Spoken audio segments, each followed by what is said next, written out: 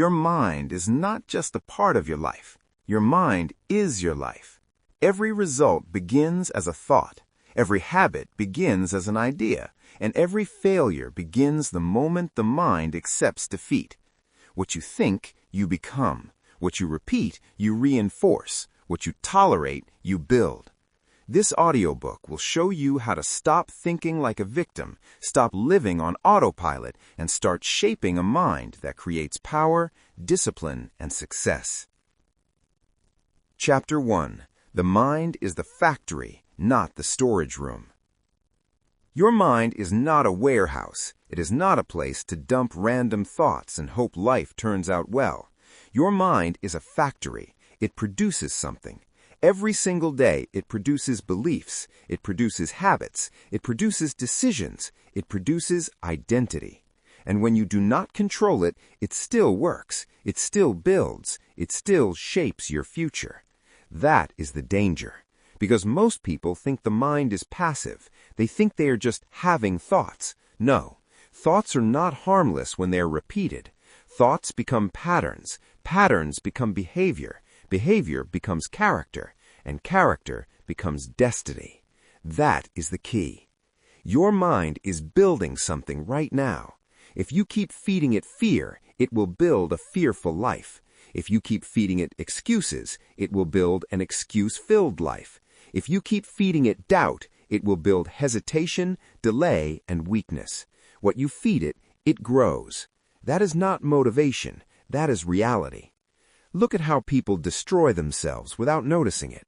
They wake up and immediately think, I am behind. Then they scroll through other people's success and think, I am not enough. Then they remember one failure, one rejection, one embarrassment, and they replay it again and again. The mind hears that. The mind accepts that. The mind starts working with that material, and over time, that person stops just having bad thoughts and starts becoming a bad outcome.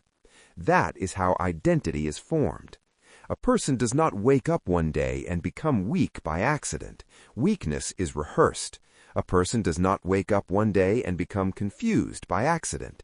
Confusion is repeated. A person does not wake up one day and become defeated by accident. Defeat was already spoken, already imagined, already tolerated, already protected. The mind creates the life. You have a choice. That is where power begins. Not in perfect conditions, not in more time, not in more talent, in choice. You have a choice about what enters the mind. You have a choice about what stays in the mind. You have a choice about what gets repeated in the mind. And repetition is everything. A thought repeated once is just noise. A thought repeated daily becomes architecture. That is why some people always feel stuck. Not because they are cursed, not because they are unlucky, not because life singled them out. They have trained their mind to expect failure. They have trained their mind to trust fear. They have trained their mind to doubt before they even begin. So when an opportunity comes, they hesitate. When a challenge comes, they collapse. When pressure comes, they retreat. The mind was already trained to respond that way. And because the mind is the factory, it keeps producing the same result. If you want a new life, you need a new internal production line. You cannot keep putting trash into the system and expecting gold out of it. You cannot keep replaying self-hatred and expect self-respect. You cannot keep rehearsing panic and expect peace. You cannot keep consuming weakness and expect strength. You do not need more wishful thinking. You need mental discipline. It is not about mood. It is about discipline. That is the truth many people avoid. They want a different outcome without changing the input. They want confidence without mental training. They want success without mental order. They want peace without mental control. But the mind does not negotiate with desire alone. The mind responds to repeated direction. You have a choice: direct it or be directed by it. Look at the person who has been rejected one time and now expects rejection everywhere. They hear a delay and assume abandonment. They hear criticism and assume they are not good enough. They hear silence and assume they are unwanted. That is not just emotion, that is a trained mind, and a trained negative mind will find evidence for its own pain everywhere it goes. That is why one bad season can become a permanent identity if it is not interrupted. A failure is an event, it is not a personality. A mistake is information, it is not a sentence. A setback is feedback, it is not your name. But a weak mind turns every event into a story. It turns every story into a belief, and belief becomes behavior. That is the factory at work. So what do? You interrupt the production. You stop agreeing with every thought that shows up. You stop treating every fear like a fact. You stop giving authority to every emotion. You watch your internal dialogue. You challenge it. You replace it. You retrain it. That's what strong people do. They don't worship their thoughts. They govern them. You have a choice. When the thought says, I am not capable, you answer, that is not the truth. When the thought says, I always fail, you answer, that is old programming. When the thought says, this is just how I am, you answer, no, this is what I have practiced. That is the key. Because the mind changes through practice, not panic. If you keep practicing failure, you will become fluent in failure. If you keep practicing hesitation, hesitation will become your language. If you keep practicing negative self-talk, your inner voice will become your enemy. But if you start practicing courage, discipline, truth, and focus, the mind begins to produce something different. Better thoughts, better actions, better outcomes. This is why your daily inputs matter. What do you read? What do you listen to? What do you watch? Who do you keep close? What conversations do you repeat in your head? What story do you tell yourself about your past, your future, your value, your ability? Because the mind is always listening. The mind is always recording. The mind is always building. What you feed it, it grows. If you feed it drama, it grows restless. If you feed it discipline, it grows strong. If you feed it fear, it grows fragile. If you feed it truth, it grows stable. And stability is power. Stability is focus. Stability is the foundation of every lasting success. This is not about being positive for the sake of sounding good. It is not about pretending life is easy. It is not about ignoring pain. It is about refusing to let pain become the architect of your mind. You have a choice. You can let the past program the future, or you can take control right now and install a better pattern. The mind is the factory, so inspect the process. What is being repeated? What is being reinforced? What is being built in silence? Because your outside life is only the visible result of your inside production. And if the mind creates the life, then the life you want begins with the mind you train today. This is the first rule. Guard the factory. Guard the thoughts. Guard the repetition. Guard the inner language. Because what is accepted repeatedly becomes accepted naturally, and what is accepted naturally becomes a life. You mastered the truth that your mind is not a storage room. It is a factory. Now let's go deeper into the first battle every person must win before they can change anything else. Chapter 2. Stop thinking like a victim. Victim thinking is poison. It sounds soft. It feels justified. It even feels intelligent to weak minds. But it destroys everything it touches. The victim mindset turns every setback into a sentence. Every inconvenience becomes a conspiracy.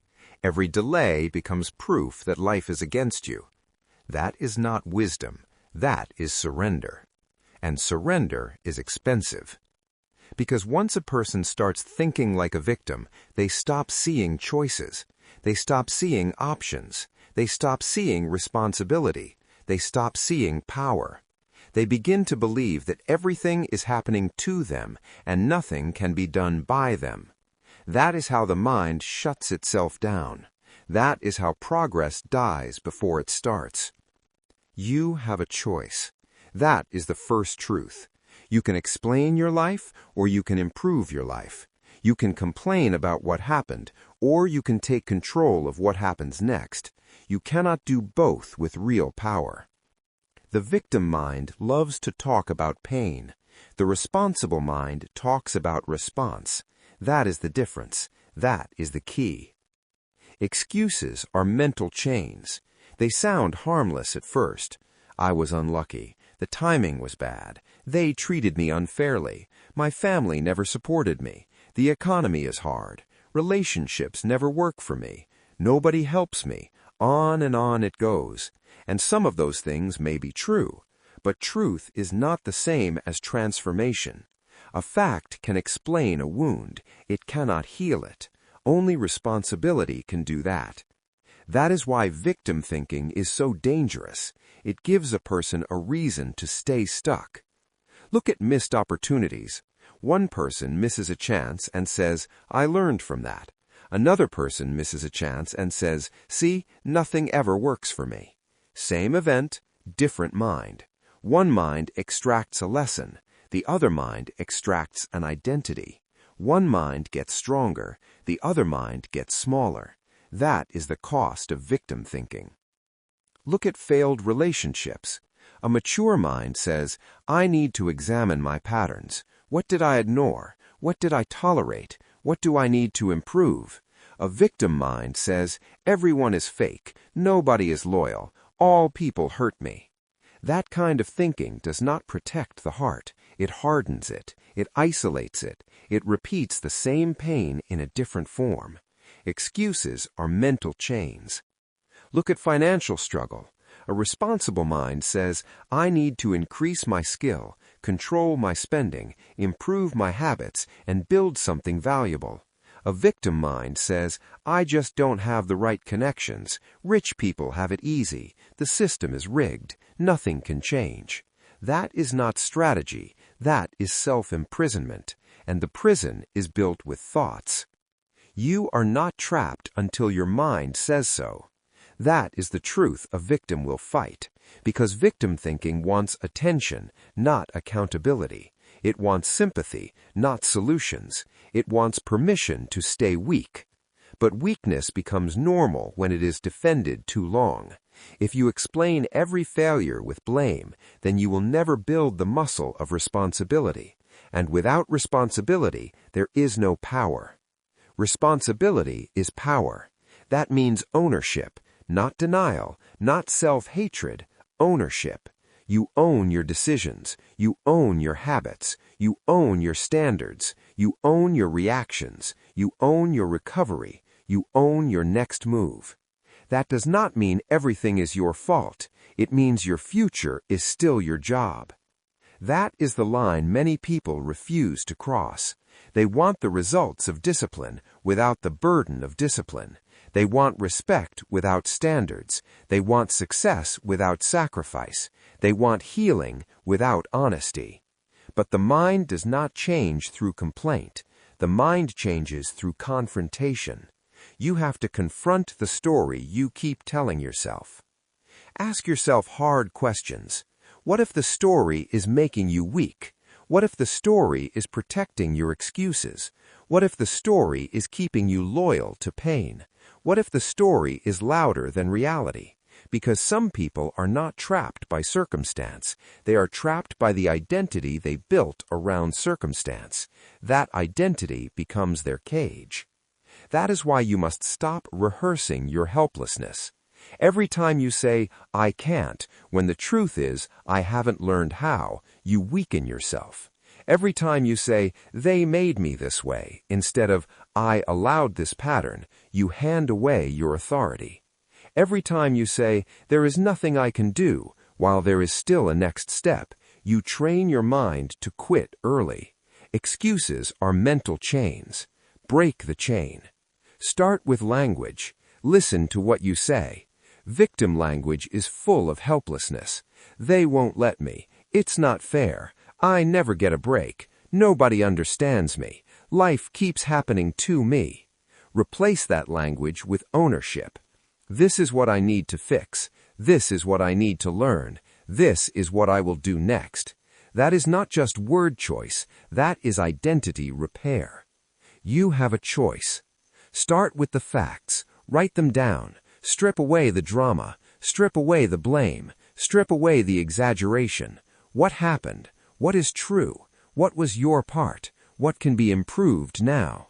That exercise is uncomfortable because it removes the emotional armor. Good. That armor is what has been keeping you weak. Then choose action. If money is tight, stop saying life is unfair and start building income skills. Learn sales, learn communication, learn design, learn writing, learn a trade, learn how to solve a problem people will pay for. If a relationship failed, stop calling everyone toxic and start examining your patterns. If your life feels stalled, stop blaming the world and start building structure. Wake up on time, keep promises, finish tasks, protect focus. That is how power returns. Responsibility is power. Not because responsibility feels good. It does not always feel good. It feels heavy at first. It feels uncomfortable. It feels like truth. But truth is where freedom begins. A victim mind waits for rescue. A responsible mind creates momentum. One keeps begging for change. The other becomes change. That is the difference between a life that drifts and a life that rises. You are not trapped until your mind says so. And your mind will say it if you keep feeding it the same weak script. So rewrite the script. Stop asking, why is this happening to me? And start asking, what must I do now? Stop asking, who caused this? And start asking, what can I control? Stop asking for pity and start building proof. That is the key. Because this book is not about surviving your life. It is about mastering your mind. And the first sign of mastery is refusing to think like a victim when you still have the power to choose. Choose responsibility. Choose truth. Choose action. Choose discipline. Excuses are mental chains, and chains are broken by people who stop waiting and start moving. You mastered the truth that the mind creates the life. Now you must master the truth that no one can save a mind that keeps choosing helplessness. Chapter 3. Guard your thoughts like your future depends on it. Your thoughts are seeds. Your attention is water. That is the law. Whatever you keep looking at, thinking about, replaying, and feeding will grow. Whatever receives your attention gains influence. Whatever dominates your attention eventually dominates your behavior. And whatever dominates your behavior becomes your life. That is why this chapter matters. Because most people are not losing their future in one dramatic moment. They're losing it in small, repeated moments of attention. One useless video, one toxic conversation, one comparison, one panic spiral, one negative comment, 1 hour of doom scrolling, then another, and slowly, without noticing it, the mind becomes crowded with noise. The mind becomes unfocused. The mind becomes weak. Protect the mind. That is not a slogan. That is a command. Because if you do not protect your mind, something else will control it. Your phone will control it. The opinions of strangers will control it. The mood of the crowd will control it. The news will control it. Fear will control it. Comparison will control it. And when attention is stolen, direction is stolen too. Attention is direction. That means you are always moving toward whatever you keep feeding. If you keep feeding fear, you move toward hesitation. If you keep feeding drama, you move toward instability. If you keep feeding distraction, you move toward stagnation. If you keep feeding truth, discipline, and focus, you move toward growth. That is the key. A lot of people think they have a motivation problem. They do not. They have an attention problem. They wake up and immediately put their attention on other people's lives, what someone else bought, what someone else posted, what someone else achieved, what someone else looks like, what someone else is doing. And then they wonder why their own confidence is collapsing. Comparison is not harmless. Comparison is a thief. It steals gratitude. It steals focus. It steals momentum. What you focus on becomes your world. That is the truth. If you focus on what you lack, your world becomes lack. If you focus on what others have, your world becomes envy. If you focus on failure, your world becomes fear. If you focus on chaos, your world becomes unstable. But if you focus on growth, your world becomes progress. If you focus on skill, your world becomes opportunity. If you focus on discipline, your world becomes structure. You have a choice, and that choice begins with what gets access to your mind. Successful people are not successful because they never get distracted. They are successful because they build systems to protect their focus. They know their mind is valuable. They know their attention is expensive. They know every hour spent consuming useless input is an hour stolen from creation. That is why they are careful. They do not let every conversation enter their head. They do not let every opinion become their identity. They do not let every trending topic become their mental diet. They do not wake up and immediately flood their mind with other people's emergencies. They protect the mind. They guard the gates. They choose what deserves access. You need that same discipline. Because social media is not just entertainment. Used without control, it becomes mental pollution. It gives you the illusion of progress while draining your actual progress. It trains the mind to seek stimulation instead of mastery. It teaches the brain to crave interruption, and a distracted mind cannot build a strong life. A scattered mind cannot produce deep work. A hungry for noise mind cannot hear the truth. That is why doom scrolling is dangerous. You start with one post, then another, then suddenly your mind is full of outrage, fear, gossip, and comparison. Nothing useful was built, nothing valuable was learned, but your attention was spent. And once attention is spent, energy follows. That is why some people feel tired all the time, even when they have done nothing important. Their mind has been busy consuming garbage. Protect the mind. Do not let toxic conversations plant toxic seeds. Some people do not speak to uplift. They speak to infect. They spread doubt. They spread panic. They spread negativity. They laugh at discipline. They mock ambition. They normalize laziness. And if you sit there long enough, their mindset starts sounding normal to you. That is how poison works. It does not announce itself. It blends in. You have a choice. Walk away from conversations that weaken your future. Silence is sometimes wisdom. Distance is sometimes protection. Boundaries are sometimes survival. You do not need to absorb every opinion around you. You do not need to answer every message instantly. You do not need to keep entertaining voices that constantly pull you away from your mission. Attention is direction. Give it carefully. This is why the strongest minds are intentional. They decide what they want their mind to become. They decide what deserves repeated attention. They decide what is allowed in and what must stay out. They use books. They use audio. They use stillness. They use planning. They use focused work. They use silence. They use routines that keep the mind clean. Not because they are perfect, because they are deliberate. That is the difference. The undisciplined mind reacts to everything. The disciplined mind filters everything. The undisciplined mind consumes without question. The disciplined mind asks, does this strengthen my future? That one question can save years of wasted energy. That one question can change everything. What you focus on becomes your world. So look honestly at your world. What has your attention been feeding?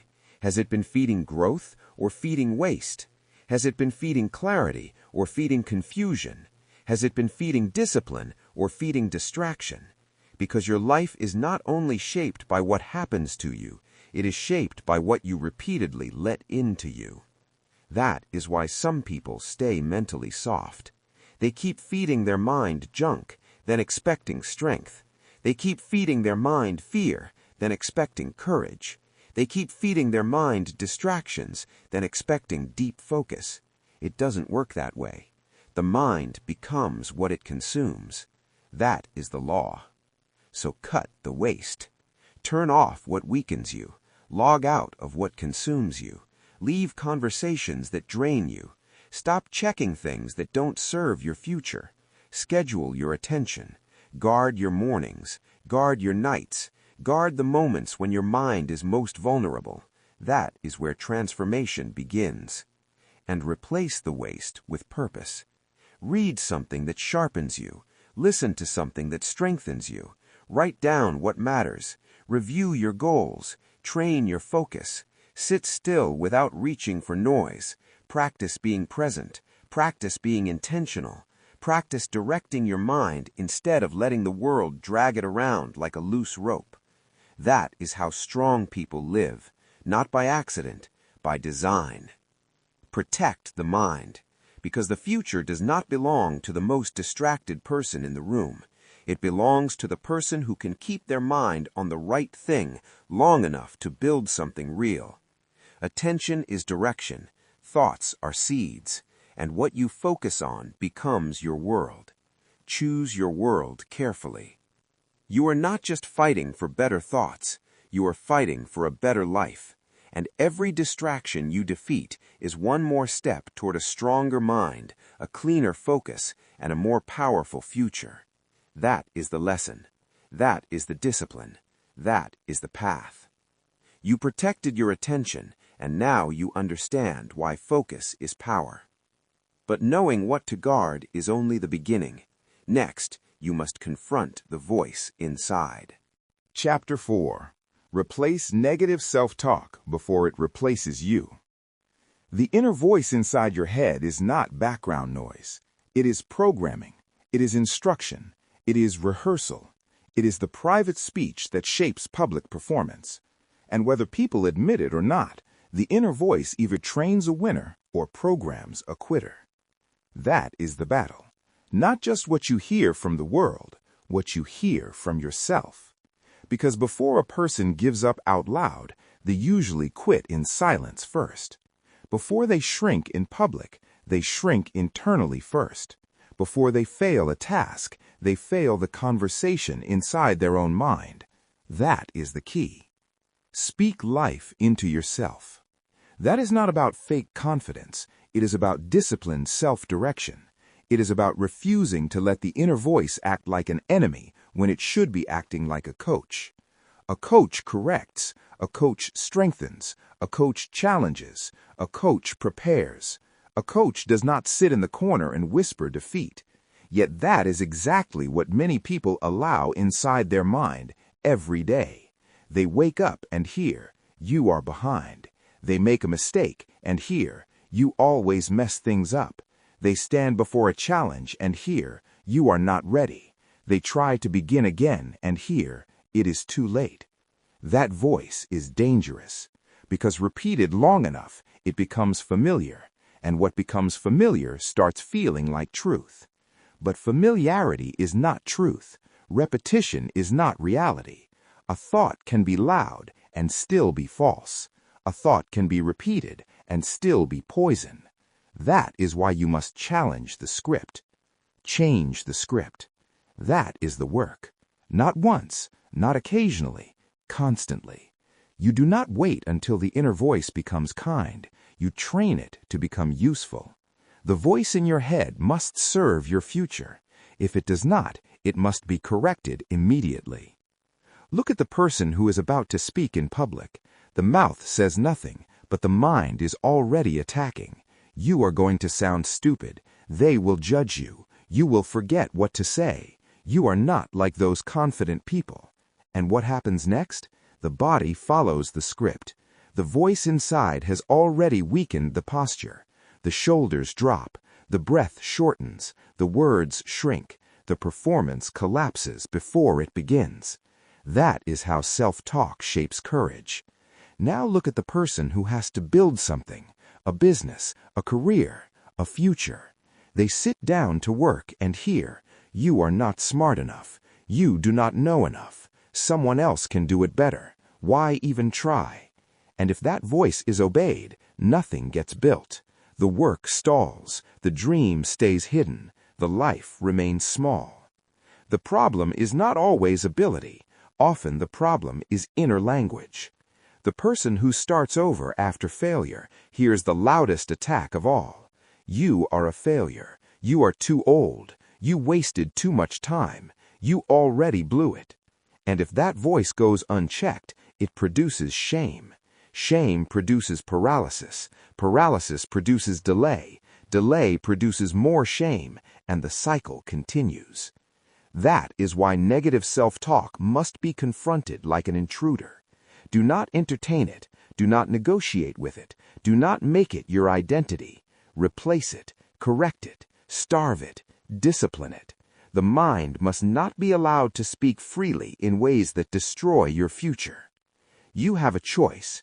You can let the old script run, or you can write a new one. The old script says, I am not enough. The new script says, I am growing. The old script says, I cannot handle this. The new script says, I will learn how. The old script says, I always fail. The new script says, I keep going until I get stronger. That is not positive thinking. That is mental leadership. And leadership begins in the private place. People often wait for confidence to appear before they act. That's backwards. Confidence is often the reward for action, not the requirement for it. The disciplined mind says, move first, feel later. The weak mind says, wait until you feel ready. That waiting becomes a habit. The habit becomes identity. The identity becomes a cage. The voice in your head must serve your future. So ask yourself, what has that voice been saying for years? Has it been building courage or feeding fear? Has it been training discipline or excusing delay? Has it been pushing you forward or keeping you small? Be honest, because the mind cannot be healed by denial. It can only be healed by correction. Speak life into yourself. That means using language that reinforces truth, not weakness. It means saying, I can handle hard things. It means saying, I do not need to feel perfect to begin. It means saying, I will not abandon myself when pressure shows up. It means saying, this is hard, but I am harder. That is how self-talk becomes self-strength. And it must be repeated, not once, repeated. Because the old voice had years of repetition, years of practice, years of permission. You are not trying to win a one-time argument. You are trying to change a pattern. That takes repetition. That takes patience. That takes discipline. That takes awareness. When the critic inside says, you are too late, answer, I am still here. When it says, you are not enough, answer, I am becoming more. When it says, you cannot do this, answer, I will train until I can. When it says, quit now, answer, not today. That is what a disciplined mind sounds like. And make no mistake, this is not just emotional work. This is performance work. Athletes do it. Leaders do it. Builders do it. They manage the internal voice because they know their performance is linked to their inner state. A mind full of defeat cannot create sustained excellence. A mind full of self-attack cannot create clean execution. A mind of doubt cannot remain steady under pressure. The voice shapes the result. So stop speaking to yourself like an enemy. Stop replaying your mistakes with cruelty. Stop narrating your life as a tragedy. Stop calling yourself names that weaken your spine. Correction is useful. Abuse is not. Accountability is useful. Condemnation is not. The goal is not to lie to yourself. The goal is to lead yourself. That is the key. A strong inner voice says, get back up. A strong inner voice says, stay focused.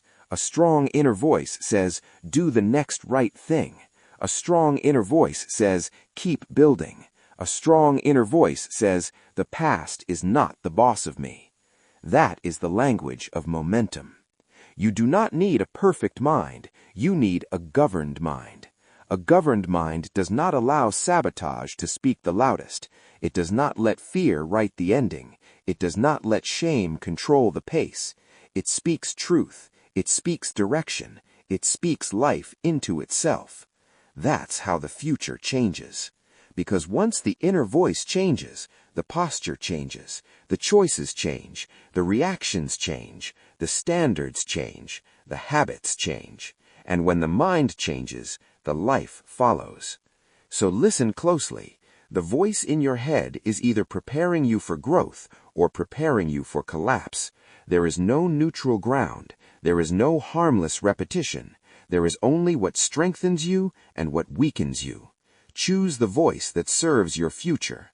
Choose the script that builds your power.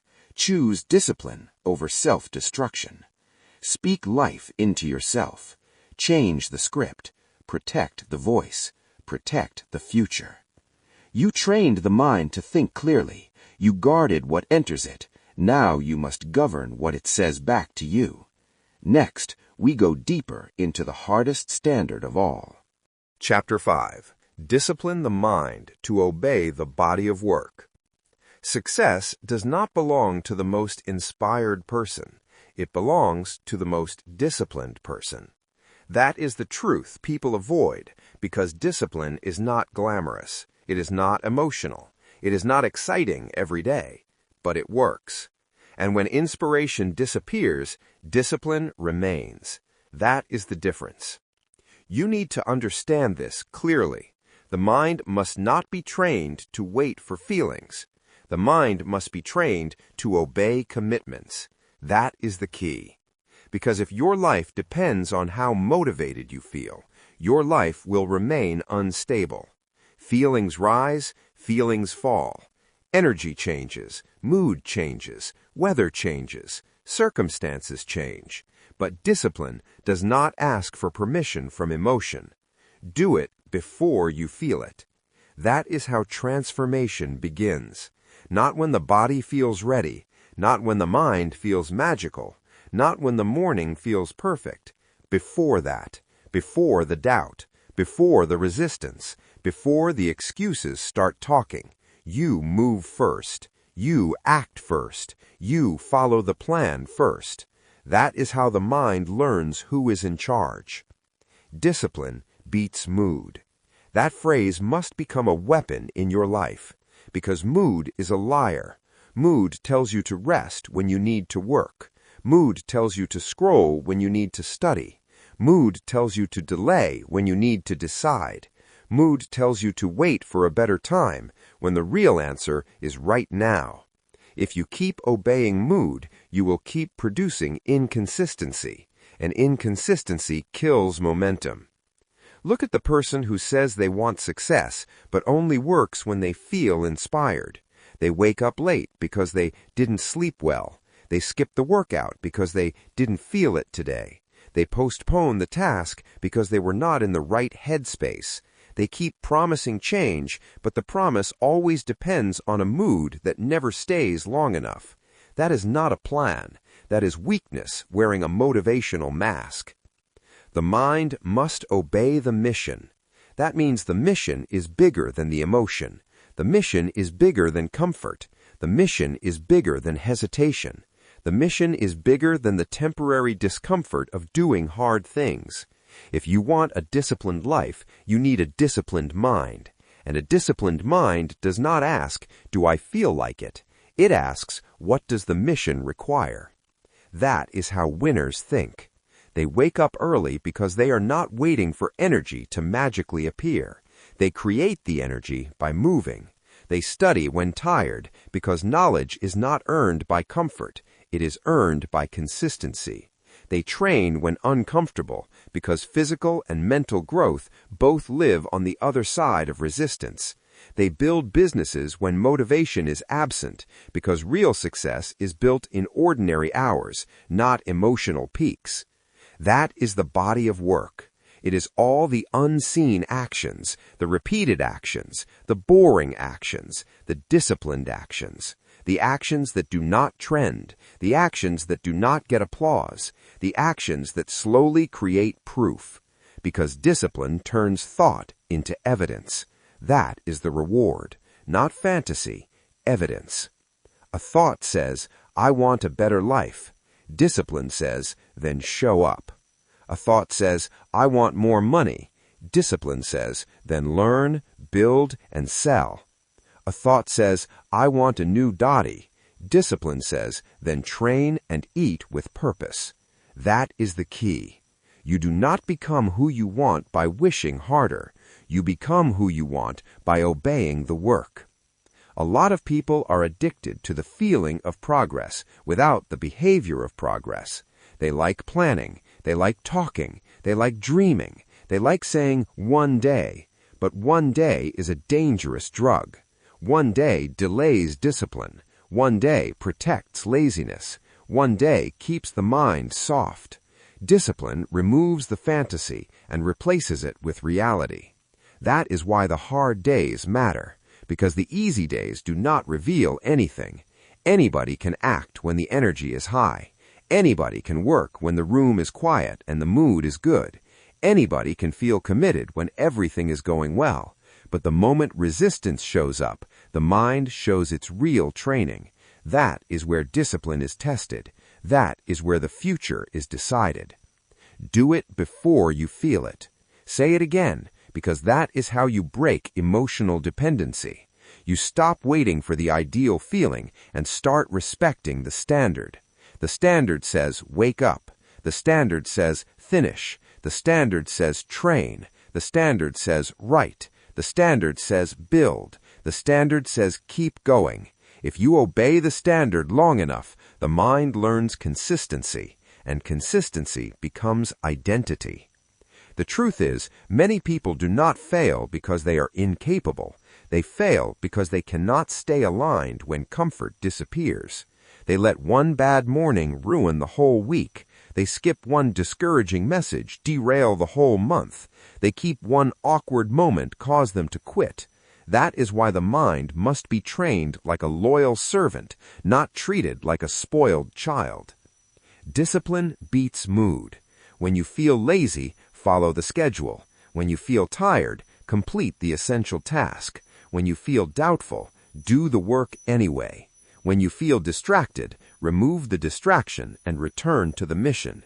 When you feel like quitting, do one more rep, one more page, one more call, one more step.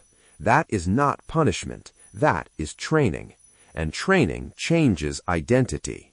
Because every time you keep a promise to yourself, the mind gets stronger. Every time you choose the mission over the mood, self-respect grows. Every time you move without needing motivation, confidence rises. That is how discipline becomes power, not by accident, by repetition. The mind must obey the mission. If the mission is to improve, then improvement must become non-negotiable. If the mission is to build, then building must happen even on slow days. If the mission is to become strong, then weak habits must be cut off. That means fewer excuses, fewer delays, fewer emotional negotiations, less drama, more work, more structure, more follow-through. That is where transformation becomes real, because the people who change their life are not the people who talk about discipline. They are the people who practice it when nobody is watching. They are the people who get up even when they don't feel like getting up. They are the people who keep going when the excitement disappears. They are the people who let structure lead and emotion follow. You need that kind of mind, a mind that obeys the body of work, a mind that respects the long game, a mind that understands that small repeated actions are not small at all.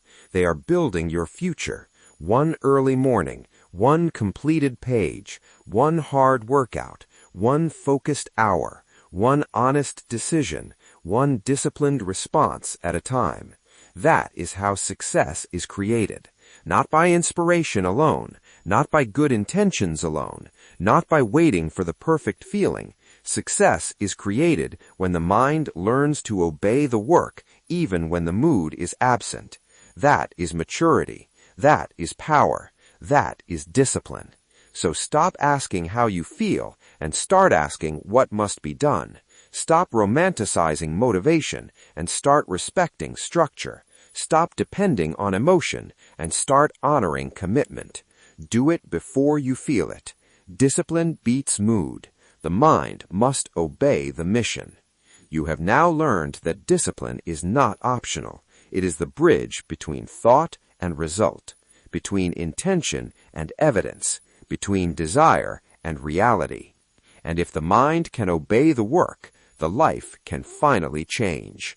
Next, we confront one of the biggest enemies of growth. Chapter 6. Stop feeding mental weakness.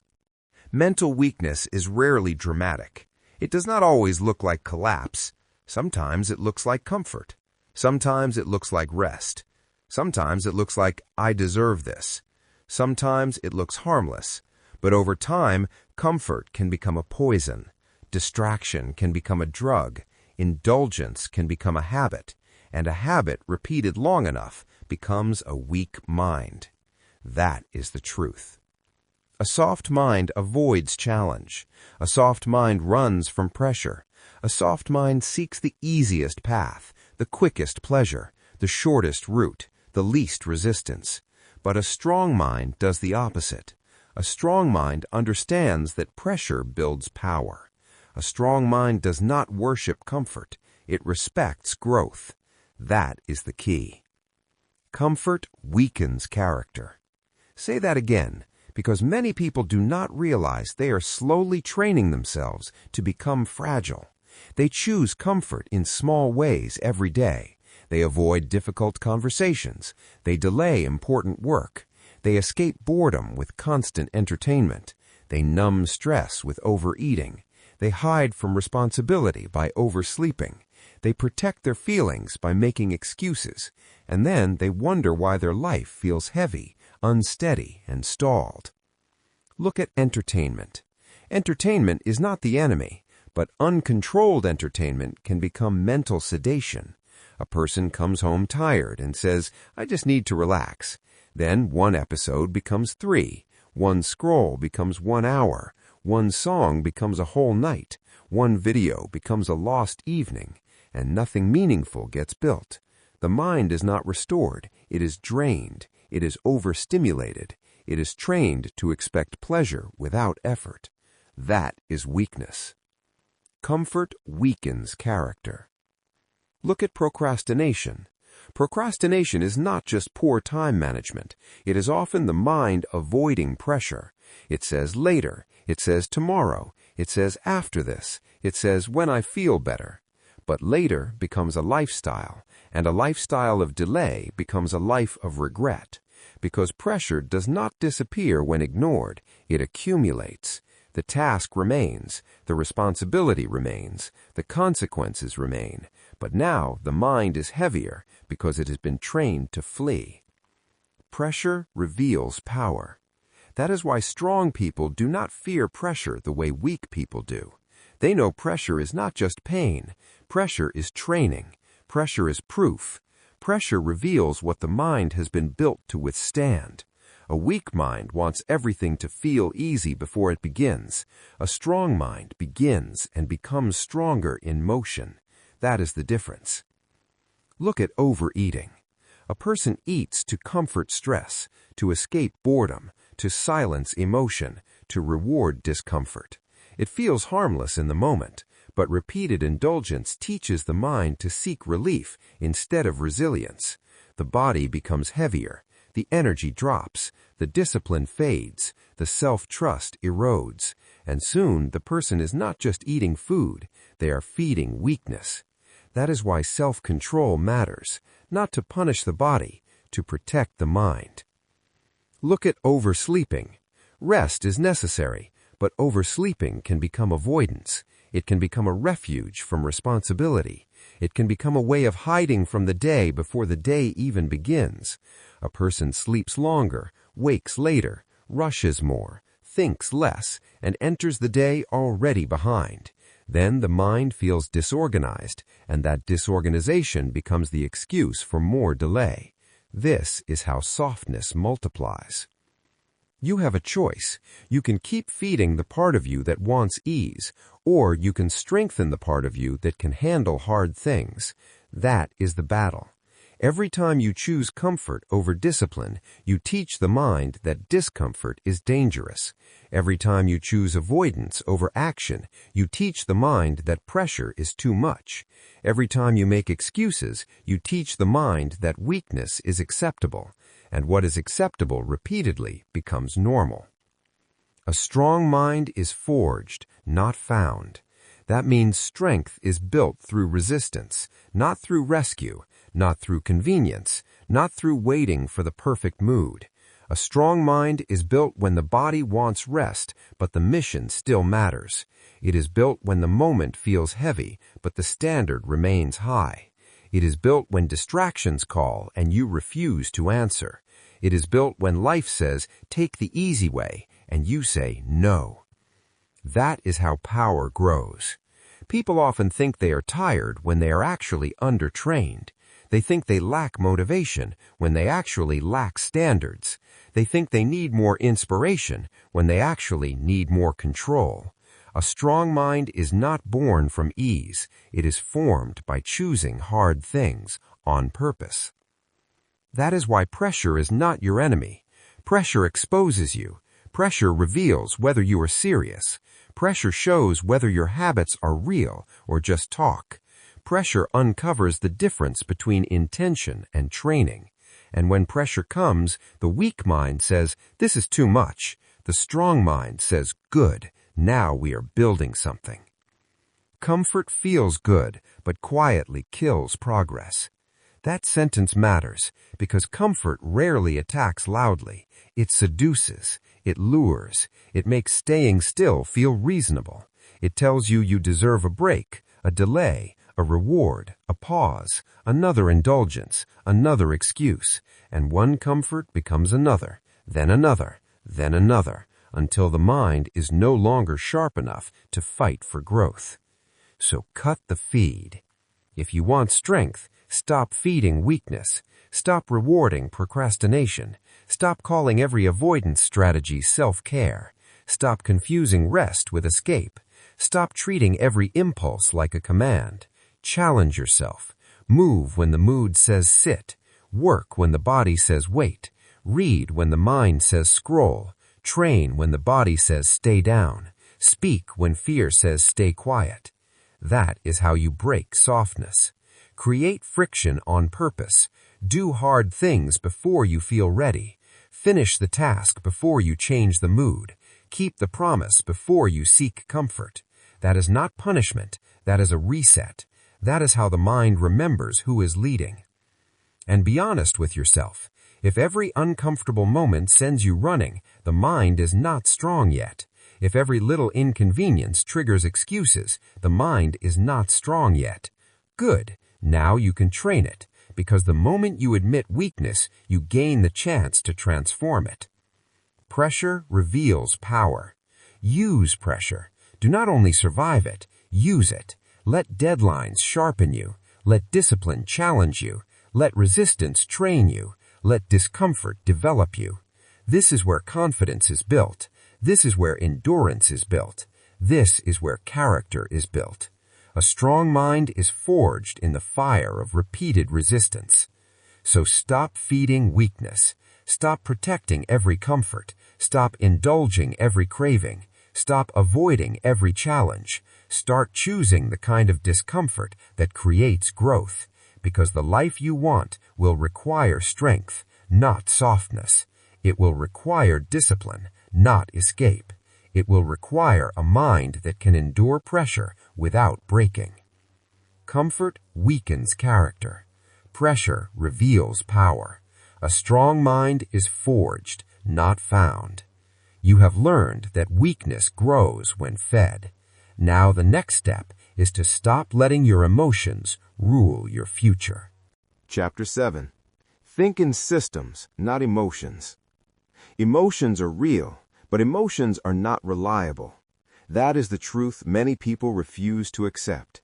They make decisions based on how they feel, and then they wonder why their life keeps changing shape every week.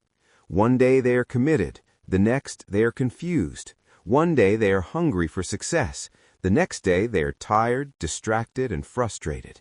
That is what happens when emotion leads. Emotion is temporary. The system is what lasts. Follow the system. That is the shift. A strong mind does not wake up every morning and ask, "How do I feel today?"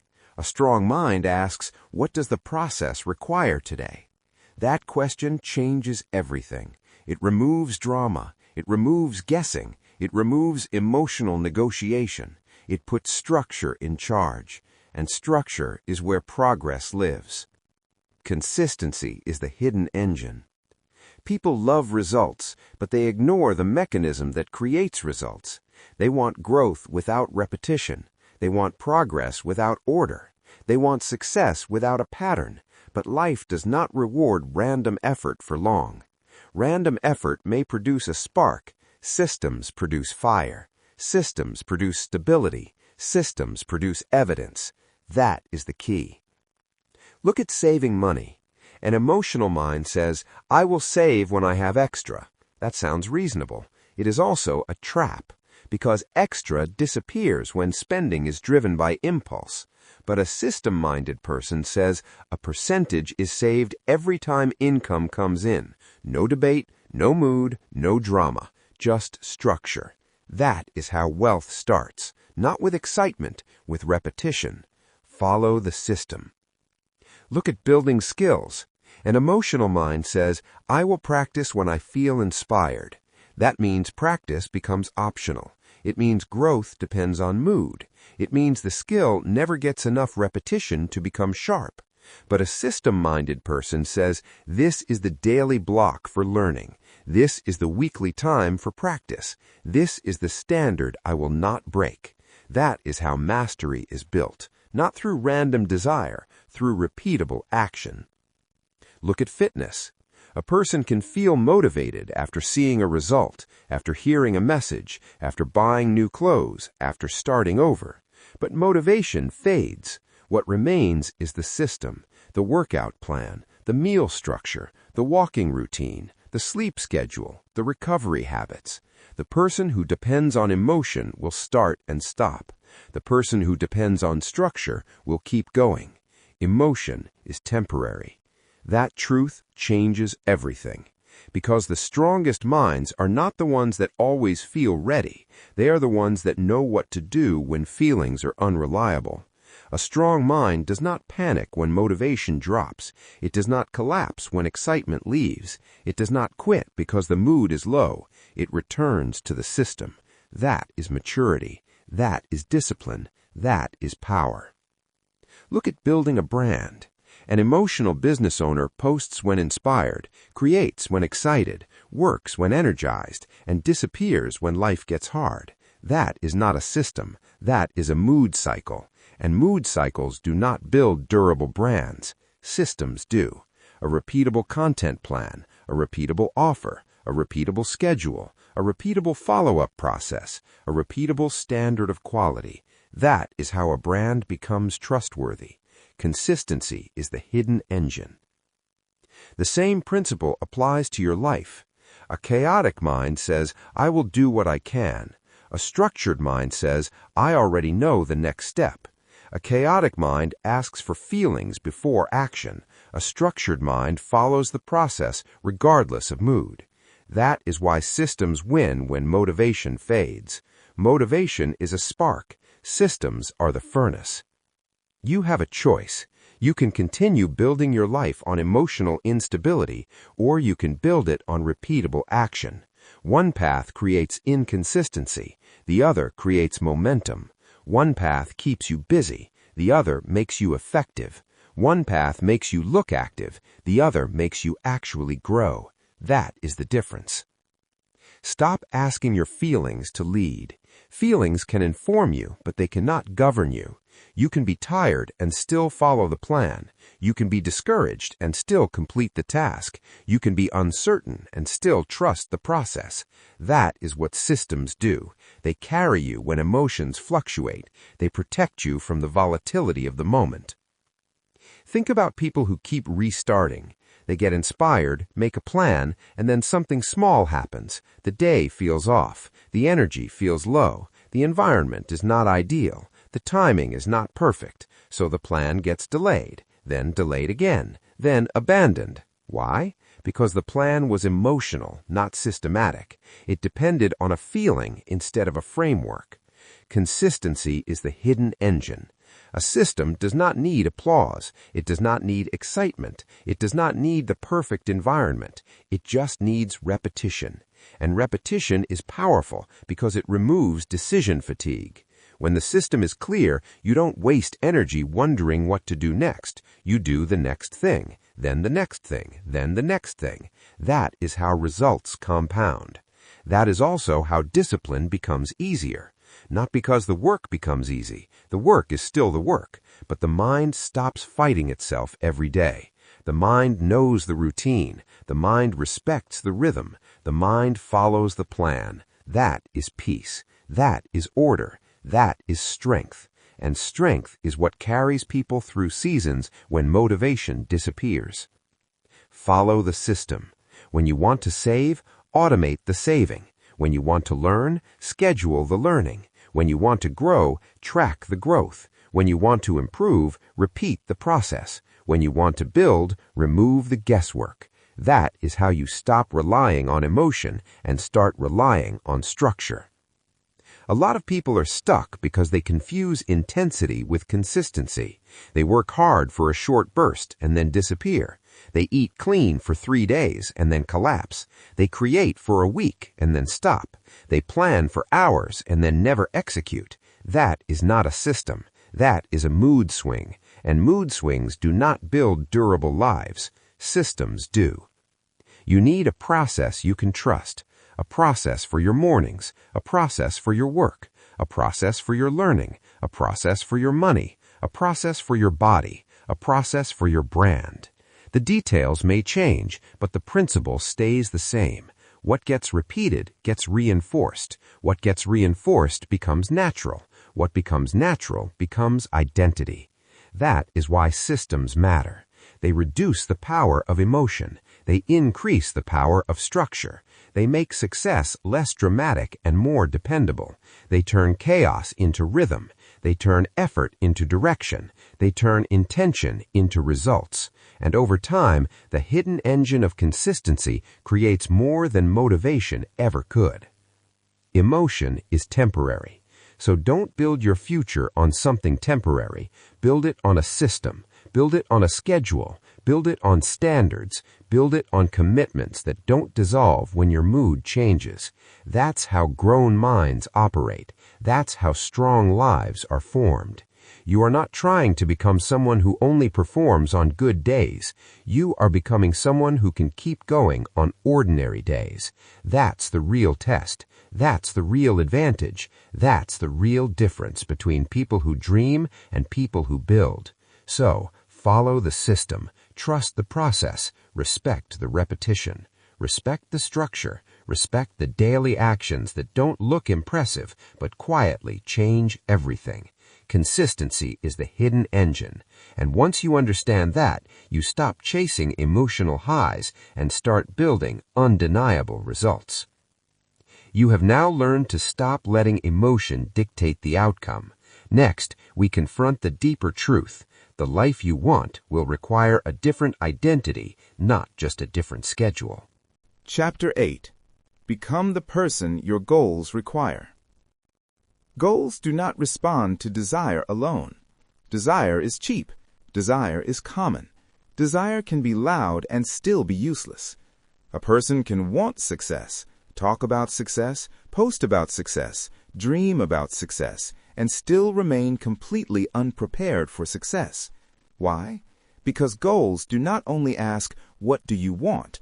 Goals ask, who are you becoming? That is the truth. You can want the next level and still live with the habits of the old level. You can want a bigger life and still carry a smaller mind. You can want better results and still protect weak routines. That does not work. The goal demands growth.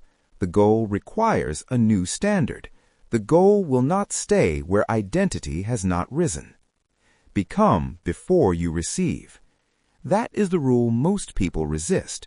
They want the reward first. They want the title first. They want the money first. They want the confidence first. They want the relationship first. They want the opportunity first. But life does not usually work that way. The person who keeps waiting to feel ready stays emotionally stuck while the world keeps moving. Your identity must match your ambition. That is the key. If your identity is lazy, your goals will remain temporary. If your identity is chaotic, your progress will keep collapsing. If your identity is full of self-doubt, your achievements will not last because you will keep talking yourself out of them. Results can appear without identity change, but they cannot stay. That is why people get excited for a moment and then fall back. The outer life changed before the inner life did. Look at the person who says they want success, but still lives like their time means nothing. They sleep too late, they waste the morning, they start nothing on time, they leave tasks half-finished, they move in confusion, they chase motivation instead of structure. Then they wonder why their life feels delayed. That is not bad luck, that is identity mismatch.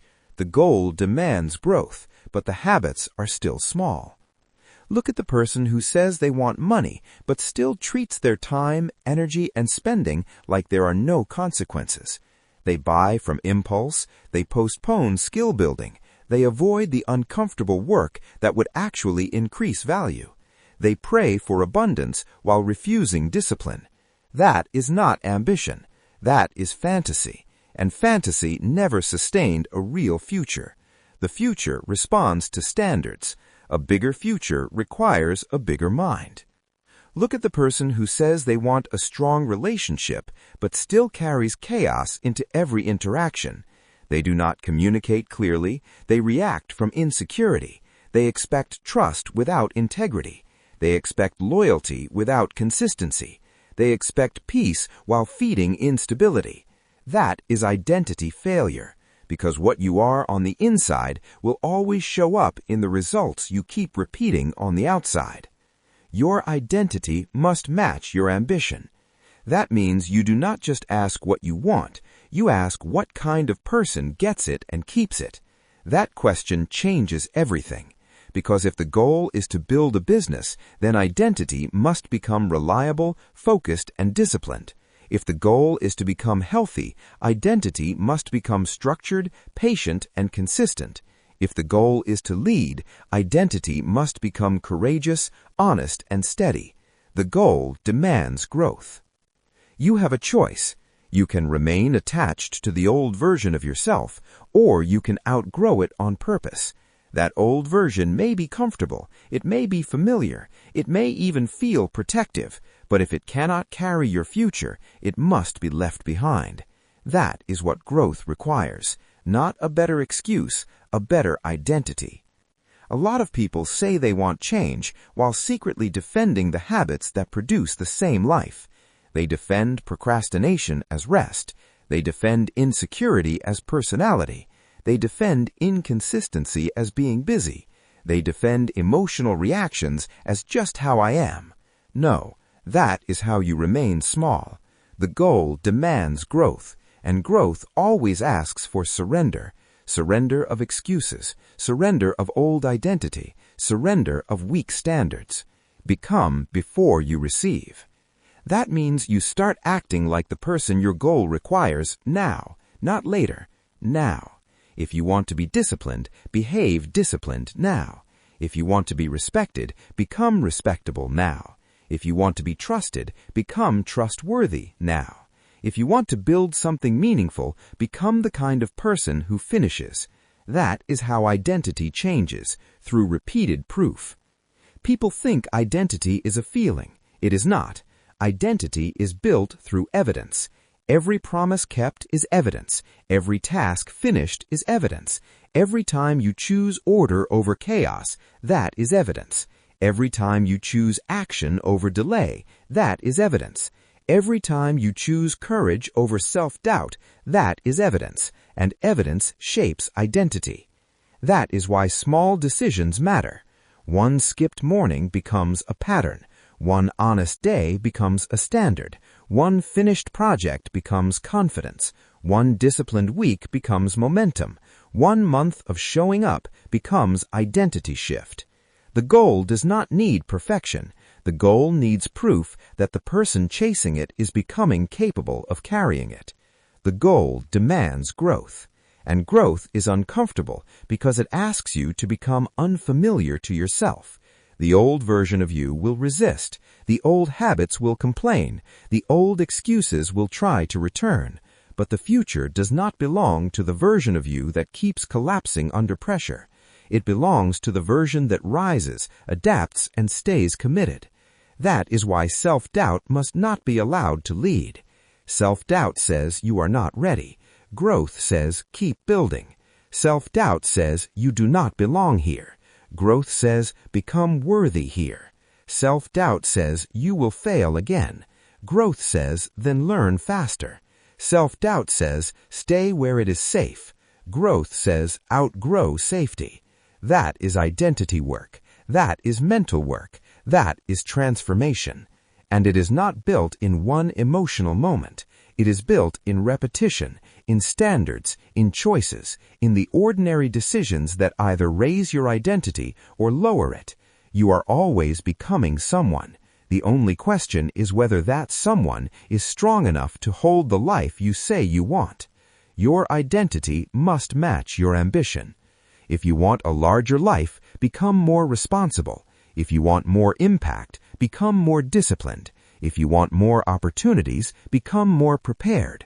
If you want more peace, become more ordered. If you want more success, become more consistent. That is how the inside catches up to the outside. Do not wait to feel like a different person.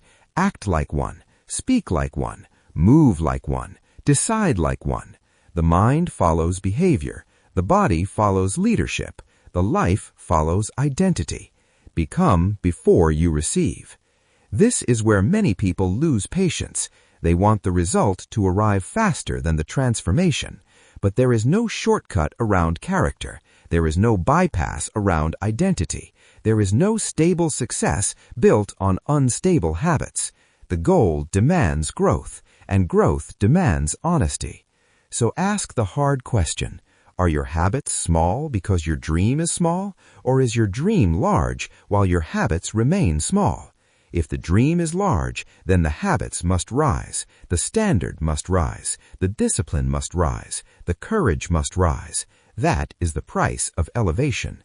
And it is worth it, because when identity changes, results stop feeling accidental. They start feeling earned. They start feeling sustainable. They start feeling aligned.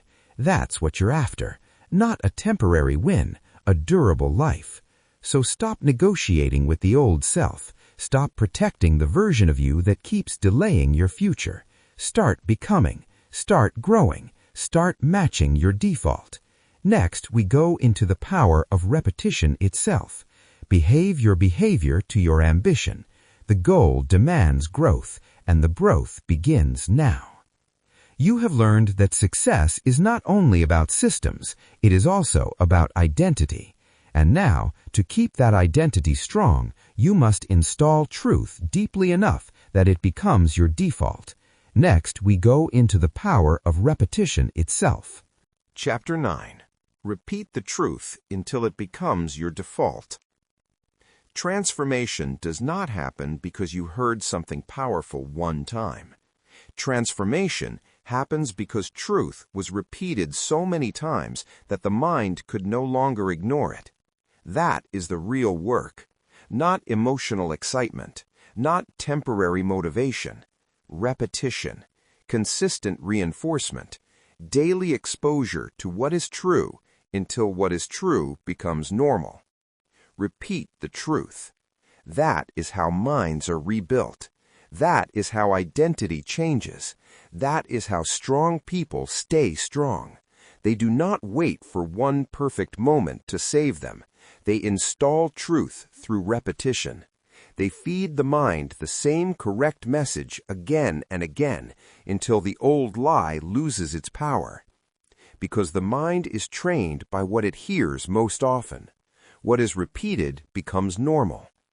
That is why so many people remain weak even though they have heard good advice. They hear it once, feel inspired, and then return to the same old mental environment, the same old inner dialogue, the same old distractions, the same old habits. One moment of insight is not enough to erase years of conditioning. The mind changes through consistent reinforcement. That is the key. You do not become disciplined by admiring discipline. You become disciplined by repeating disciplined thoughts, disciplined words, and disciplined actions until the nervous system starts to accept a new standard. You do not become confident by wishing for confidence. You become confident by repeatedly speaking, acting, and thinking in a way that supports courage. The repetition is what rewires the internal standard. Look at affirmations. A lot of people mock affirmations because they do not understand how repetition works. They think saying something once will magically fix everything.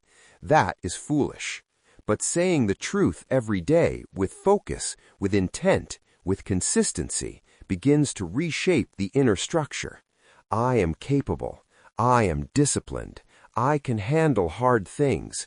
I do not quit. Those are not empty words when repeated with action. They become instructions.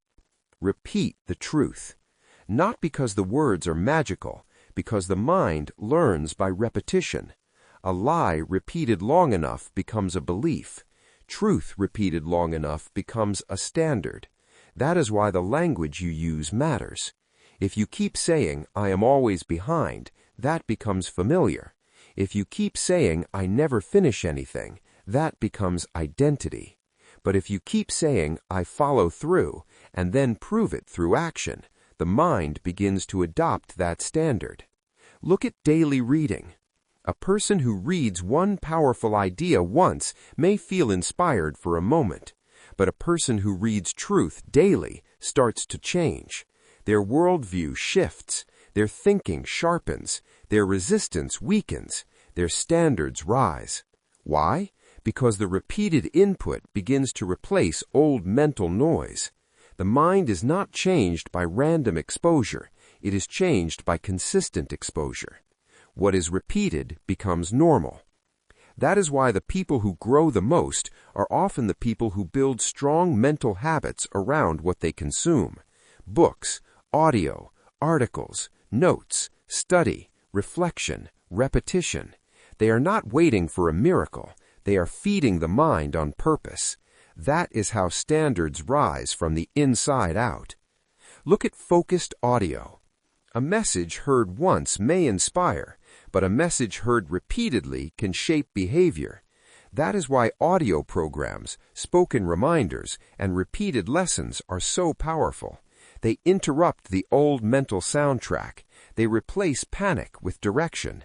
They replace weakness with truth. They replace confusion with focus. The mind starts hearing the same strong message until it becomes easier to believe than the old lie. That is reprogramming. Reprogram the mind. That means you do not only listen when you feel good, you listen when you feel low, you listen when you are distracted, you listen when you are tempted to quit. You let truth enter so often that it begins to sound like your own voice. That is when transformation becomes real. Look at journaling.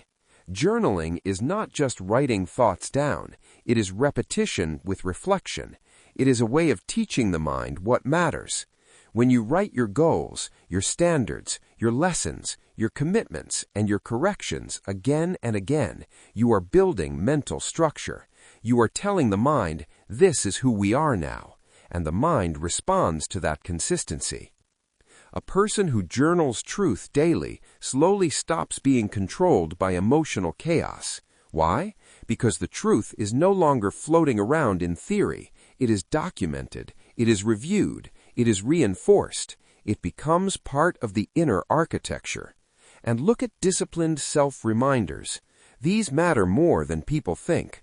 A reminder on the phone, a note on the wall, a sentence at the top of a page, a phrase repeated during the day. Stay focused. Do not quit. Finish the work, one step at a time. Those reminders may seem small, but they are mental rails. They keep the mind from drifting into its old default. What is repeated becomes normal. That is why people drift back to the level of their habits if those habits are not challenged every day. The mind always wants the familiar. It wants the comfortable. It wants the old path. So if the old path was laziness, that becomes the default. If the old path was doubt, that becomes the default. If the old path was negativity, that becomes the default. Repetition is what replaces the default. You have a choice. You can repeat the lie, or you can repeat the truth. You can repeat weakness, or you can repeat strength. You can repeat fear, or you can repeat courage. But don't pretend the mind will stay neutral. It will not. It will be formed by repetition, either by accident or by design. That is why deliberate repetition matters. Repeat the truth. Repeat it when you don't feel like it. Repeat it when the results haven't arrived yet. Repeat it when the old voice gets loud. Repeat it when the environment feels heavy. Repeat it when the temptation to quit returns. That is how the new standard gets installed. Because the mind doesn't change from one emotional high, it changes from mental conditioning. A person who keeps saying, "I am building a stronger life," starts to act differently. A person who keeps saying, "I finish what I start," starts to gain self-trust. A person who keeps hearing, reading, writing, and speaking truth begins to reject the old identity that once controlled them. The internal standard rises, and when the internal standard rises, the external life follows. That is the power of repetition. It removes the mystery. It removes the drama. It removes the fantasy that change should happen instantly. No, change happens because truth was planted so often that the mind had no choice to adapt. The old belief weakens. The new belief strengthens.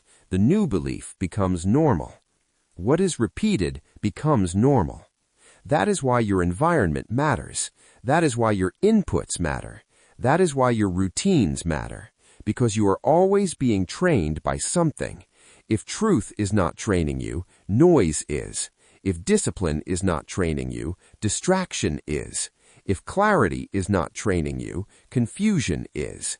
And whatever trains the mind repeatedly becomes the operating system of the life.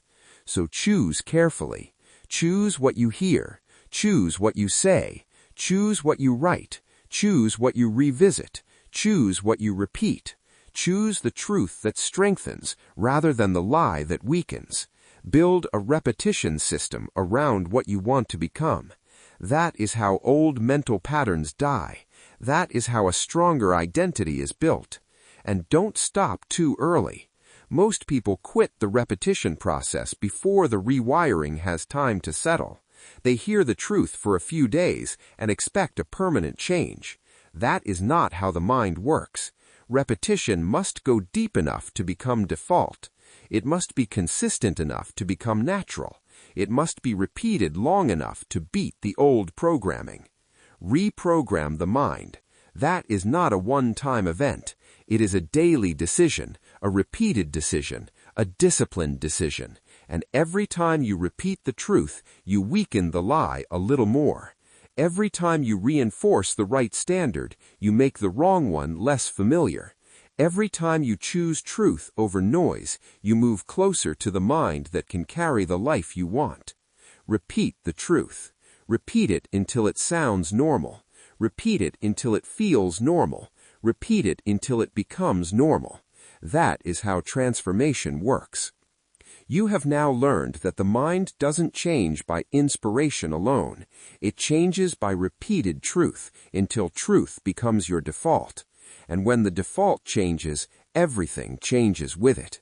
Next, we enter the final lesson, the last battle, the one that decides whether all this truth becomes a passing season or a permanent life. Chapter 10. Build a mind that never quits. At the end of everything, this is the real battle. Not talent, not luck, not timing. not opportunity. Endurance. The ability to keep going when nothing feels certain. The ability to keep moving when progress feels slow. The ability to stay committed when results are invisible. That is what separates those who build a life from those who keep starting over. The mind that lasts wins. That is the truth most people underestimate. They think success belongs to the smartest person, the most connected person, the most gifted person.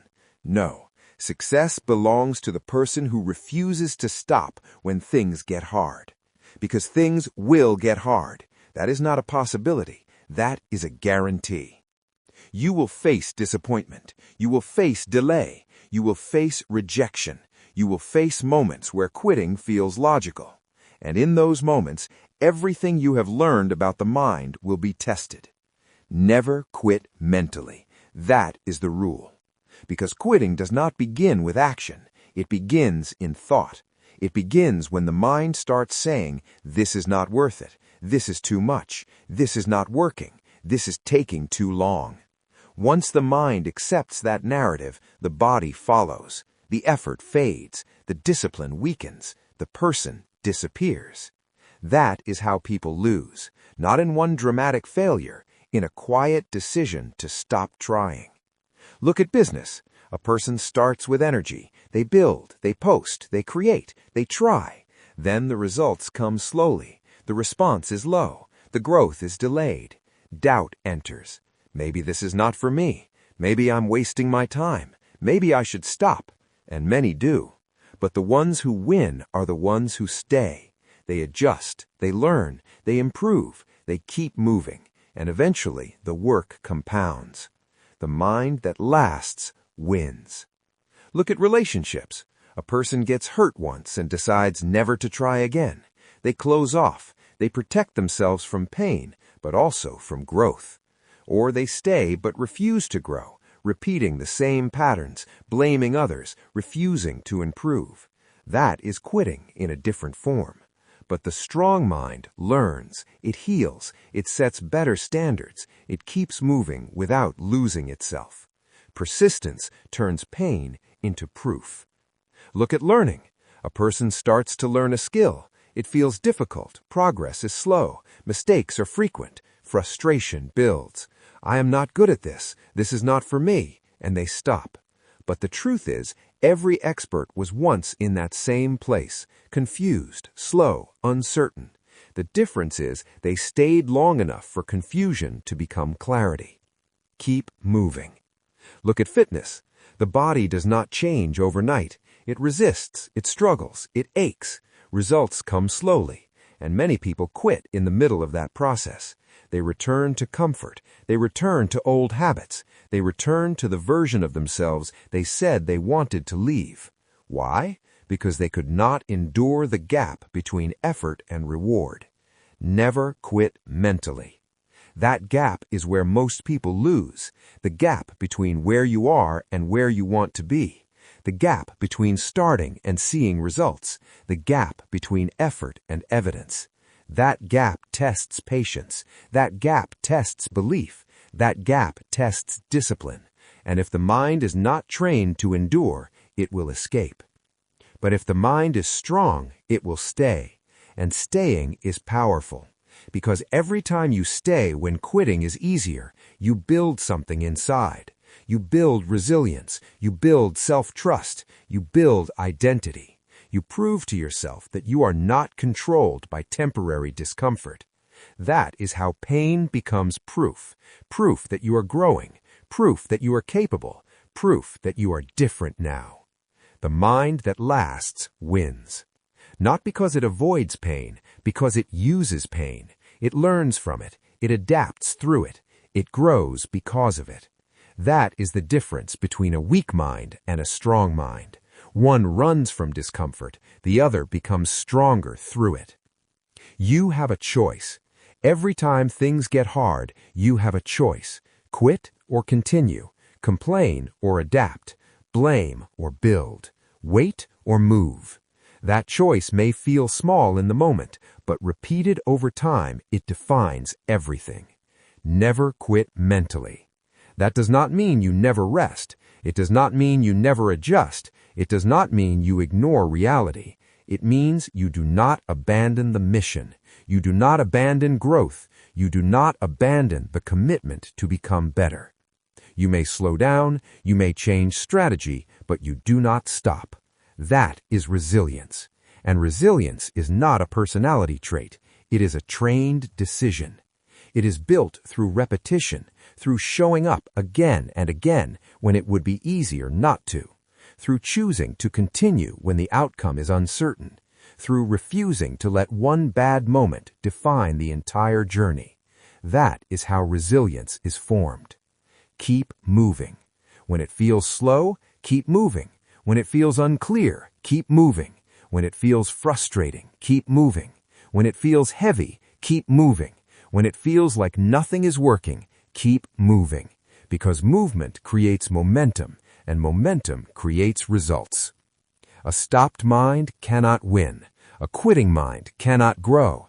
A distracted mind cannot build. But a persistent mind, a disciplined mind, a focused mind, a mind that refuses to quit, that mind becomes unstoppable over time. That is how ordinary people build extraordinary lives, not by avoiding difficulty, by enduring it, not by having perfect conditions, by making progress in imperfect conditions, not by winning every day, by refusing to give up on bad days. The mind that lasts wins. So when the doubt comes, keep moving. When the delay stretches longer than expected, keep moving. When the rejection hits harder than expected, keep moving. When the results take longer than planned, keep moving. Because every step forward is a vote for the person you are becoming. And that person does not quit. That person adapts, that person learns, that person grows, that person continues, that person finishes. Never quit mentally. Because once the mind is locked in, the outcome becomes a matter of time. Not luck, not chance, time. Time and repetition. Time and discipline. Time and persistence. That is how success is built. You started this journey by understanding that the mind creates the life, and now you end it with the most important truth of all. The mind that refuses to quit will always find a way to win. So build that mind, train that mind, protect that mind, discipline that mind, strengthen that mind. And when life tests you, and it will, remember this: never quit mentally. Keep moving. The mind that lasts wins. Your mind has been speaking every day, and your life has been listening. Every thought has been building a pattern. Every pattern has been building a result. So stop entertaining weakness. Stop rehearsing fear. Stop feeding doubt. Start guarding your mind. Start training your thoughts. Start repeating truth until truth becomes your default. The mind is everything. What you think, you become. That means your future is being formed right now, in the private place, in the silent place, in the unseen place. Choose better thoughts. Choose stronger standards. Choose discipline over emotion. Choose the life that rises from a renewed mind. Now take this message seriously, apply it today, and prove to yourself that change is possible. Like the video, subscribe to Mind Shift Audiobooks, and stay locked in for the next transformation.